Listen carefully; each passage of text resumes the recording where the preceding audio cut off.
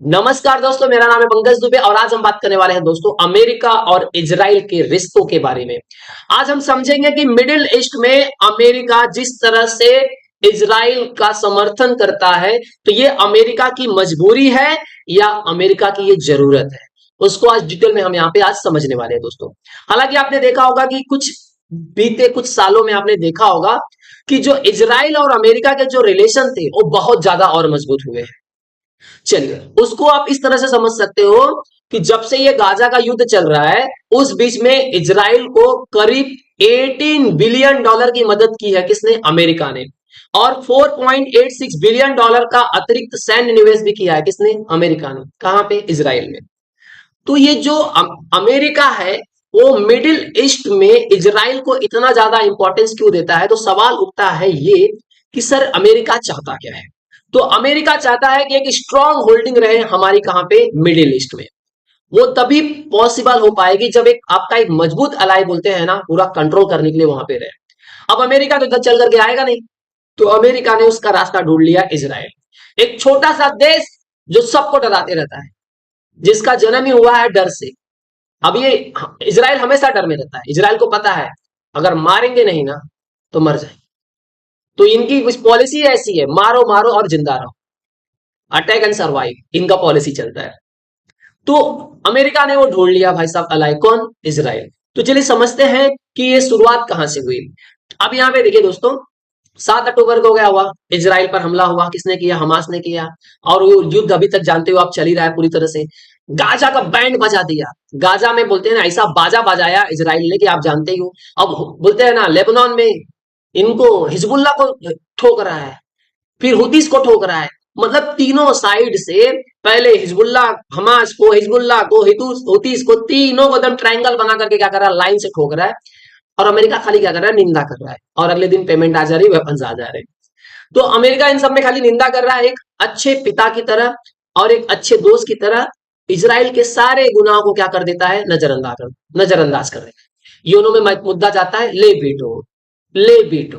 हाँ, इजराइल के खिलाफ हम ये करने वाले हैं, अमेरिका ले बीटो। क्या ही बात है सर। अब देखिए, अभी रिसेंट में आपने देखा होगा कि जो अमेरिका के रिसेंट में अभी विदेश मंत्री हैं, एंटोनी ब्लिंकन, इन्होंने बोला कि हम हर हाल में इजराइल की क्या करेंगे? सुरक्षा करेंगे। कुछ भी हो जाए हम इजराइल के साथ में हैं।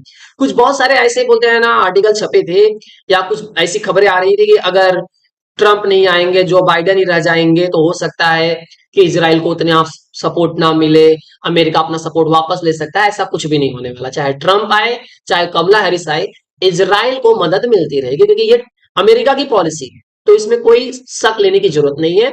हालांकि मैं आपको ये बता दूं कि ये ईरान और इजराइल कभी एक दोस्त हुआ करते थे। फिर से रिपीट कर रहा हूं मैं, इजराइल और ईरान कभी दोस्त हुआ करते थे। लेकिन जब बोलते हैं ना दोस्तों, 1978 से लेकर के 1979 के बीच में जब ईरान के अंदर इस्लामिक रिवॉल्यूशन चला, उसके बाद खमेनेई चचा जब आए पावर में, उसके बाद से अमेरिका और ईरान के रिश्ते खट्टे हो गए और ईरान और इजराइल के भी रिश्ते ना के बराबर बचे। क्योंकि ईरान पहले चाहता था कि इजराइल के थ्रू हम वो यूएस से थोड़ा संबंध अच्छे बना ले, सेंक्शन वेंक्शन न लगे। पहले ईरान की विचार की धारा थी कि मतलब पहले तीनों को बोल सकते हो कि एकदम अच्छी मित्रता थी। लेकिन अब हालत क्या हो गए हैं? चेंज हो गए हैं। तो अमेरिका चाहता है कि अब किसी तरह से बोलते हैं ना, यहां पे अमेरिका का इन्फ्लुएंस आ जाए, पहले जैसा इनका तख्ता पलट कर दिया जाए और एक प्रो यूएस सरकार यहां पे बैठा दी जाए, ताकि पूरा मामला क्या हो जाए? शांत हो जाए। चलिए, अब जरा समझ लेते हैं दोस्तों कि ये सब जो अमेरिका और इजराइल के बीच में इतना प्रेम है वो क्यों है। देखिए, उसको आप एक तरीके से समझ सकते हो कि अमेरिका में ये यहूदी लॉबी चलती है। जितने भी अमेरिकी पॉलिटिशियन है ना, उनका यहूदी परिवारों से बोलते हैं खास कनेक्शन। कैसा कनेक्शन है आपको मैं एक छोटे तरीके से समझाना चाहूंगा। बाइडेन के तीनों बच्चों की शादी कहां हुई है? यहूदी परिवार में हुई है। और कमला हैरिस के जो पति हैं, ये है कमला हैरिस, उनके जो पति हो खुद ऑलरेडी क्या है? यहूदी हैं। तो आप समझ सकते हो कि यहूदियों के ऊपर अगर कुछ अटैक होगा तो ये लोग तो भाई डिफेंड करने के लिए आने ही वाले हैं।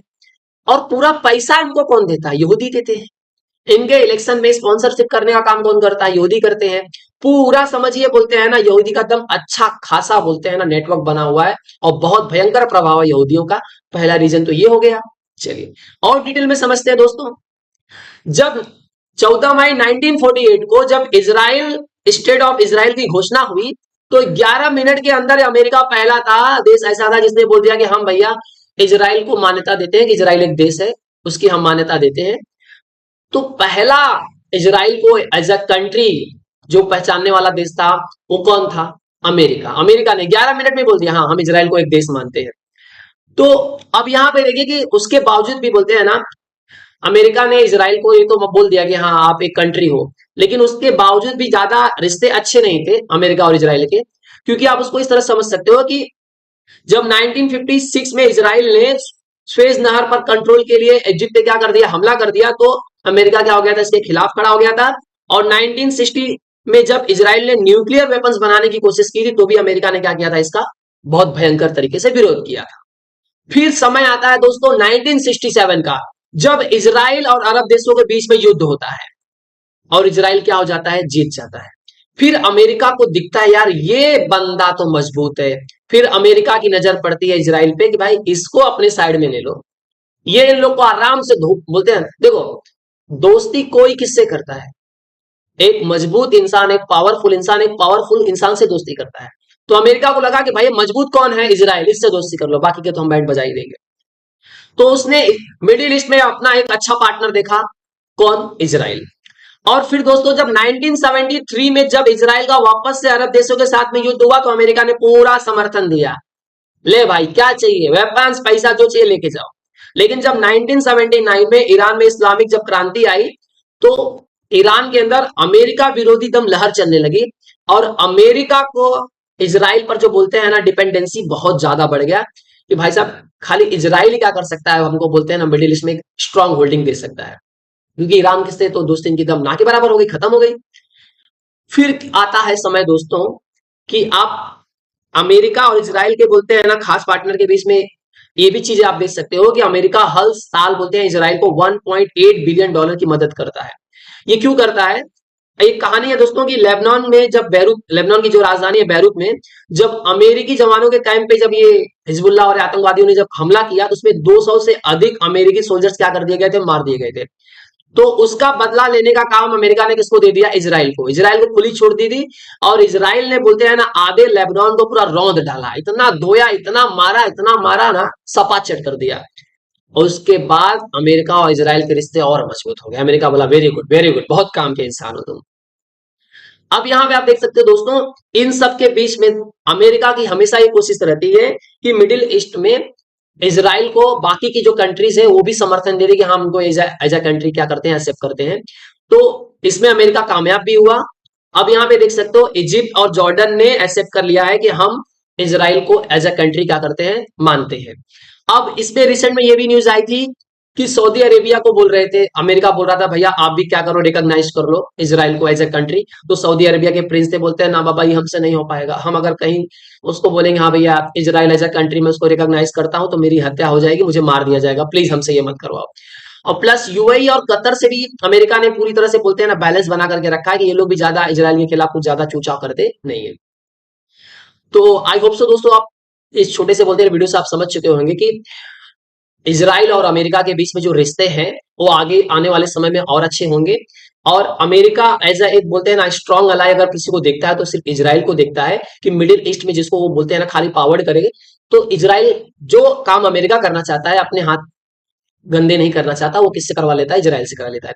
अमेरिका भी तो निंदा कर रहा है कि तुम यहाँ पे हुतीस को मार रहे हो, हमास को मार रहे हो, हिजबुल्लाह को मार रहे हो, कि तुम गलत कर रहे हो, निंदा कर रहा है। एक्चुअल में अंदर से अमेरिका खुश है, बाहर से खाली बस बयान दे देता है, वो अमेरिका ही चाहता है। और इजराइल कभी भी अमेरिका के विरोध नहीं जाएगा, और अमेरिका कभी भी इजराइल का साथ नहीं छोड़ने वाला है। तो दोस्तों अगर ये वीडियो पसंद आया होगा दोस्तों तो वीडियो को लाइक करके हमारे चैनल को सब्सक्राइब कर लीजिएगा। And thank you so much for watching this video.